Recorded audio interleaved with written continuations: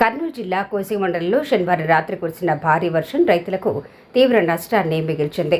రాష్ట్రంలో ఎల్నినో ప్రభావంతో ఆశించిన స్థాయిలో వర్షాలు పడవని భావించి ఆందోళనలో ఉన్న రైతులకు ఈ వర్షం ఒకవైపు వరంగా పారగా మరోవైపు శాపంగా మారింది.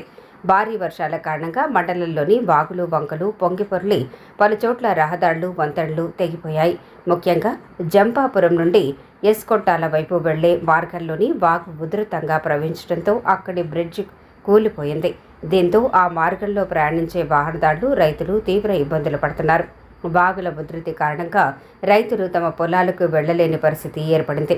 కోసిగిలోని ప్రముఖ పుణ్యక్షేత్రం శ్రీ మార్ల బండయ్య దేవస్థానానికి వెళ్లే మట్టి దారి కూడా కూలిపోవడంతో రాకపోకలు పూర్తిగా నిలిచిపోయాయి.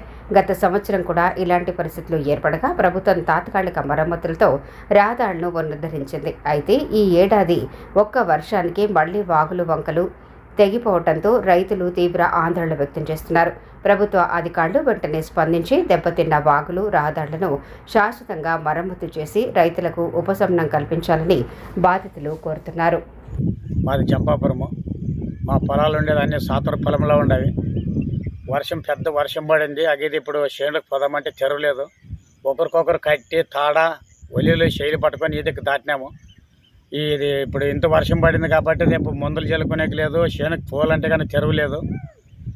అంత గురించి మరి ఎవరైనా సార్ వాళ్ళు పట్టుకొని ఈ రోడ్డు ఏమన్నా మాకు పోయే మార్గం తెరవ చేయాలని అడుగుతాము.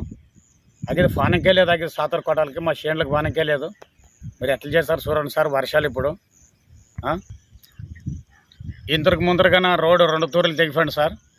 అడగంగా నాయకులు వాళ్ళు వీళ్ళు పట్టుకొని గొరసేసిరి, మరీ తెగిపోయింది. దాన్ని బాగా స్టాండర్డ్ చేసేవాళ్ళు ఎవరు లేరు. ఇట్లా తెగిపోయినట్టు వాళ్ళు గొరస చేస్తారా? మరి తెగిపోయింది. ఇప్పుడు సుమారు 6 నెలల సైకిల్ మోటార్లు పనకి లేదు, ఏం లేదు. పెద్ద వర్షం పడింది ఇప్పుడు.